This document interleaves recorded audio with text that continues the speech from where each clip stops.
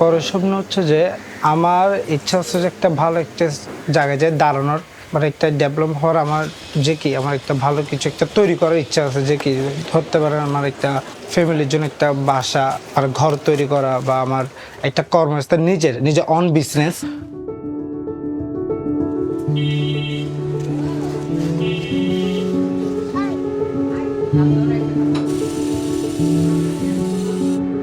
আচ্ছা, তখন সমস্যা ছিল যে আমাদের একটা ফিনান্সিয়ালি অনেক একটা বড় সমস্যা ছিল, যেটা আমাদের বিশেষ করে আমার মা অনেক অসুস্থ ছিল, যেটা আমরা প্রপারলি দিতে পারতাম না।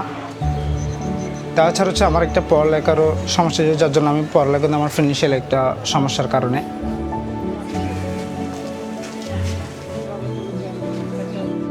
আর আমরা এখানে থাকতেছি, একদম হয়েছি এখানে, আমি জন্মগ্রহণ করছি এখানে, অ্যান্ড এখানেই বেড়ে ওঠা। ফাইন্যান্সিয়াল অবস্থাও তেমন একটা খারাপ, মানে অনেক বেশি খারাপ। তো টাকা দিয়ে ট্রেনিংটা নিতে হবে, এন্টারপ্রেনারশিপ ট্রেনিং নিতে হবে, টাকা দিতে হবে, বা টাকার অ্যামাউন্টগুলো ছিল অনেক বিগ অ্যামাউন্ট ছিল, যেগুলো আমার পক্ষে দেওয়া পসিবল না। তো পরে হচ্ছে যে ইএসডিও, যেটা হচ্ছে প্রকল্প ওরা নামাই, ওইটা পেয়ে আমি সাথে সাথে আমার নাম দেই। Through the Employability Skills and Resilience Project, which is funded by UNIQLO, we are supporting NEET youth living in vulnerable slum communities in Chattogram. Through the Mobile Training Center, which is a bus, we provide the technical skill training. We also soft skills training to increase their self-confidence, motivation.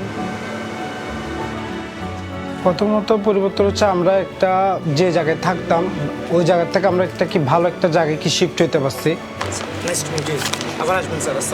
আর তাছাড়া হচ্ছে কি আমি আমার এখন মোটামুটি আমি আমার মার চিকিৎসা খরচও দিতে পারি, নিজেরও একটু কি পরিবর্তন, লাইফস্টাইলে পরিবর্তন আনতে পারছি।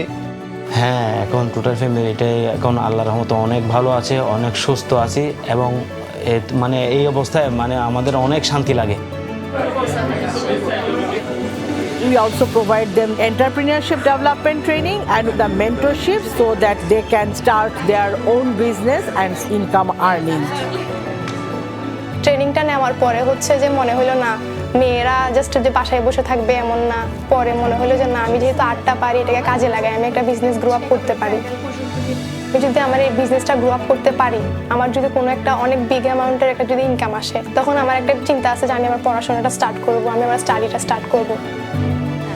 যখন আমরা দুই বোন একসাথে কাজ করি, অনেক মজা করে কাজ করি, দুই বোন অনেক পরিশ্রম করে অনেক সুন্দরভাবে একটা ব্রাইড সম্পন্ন করি।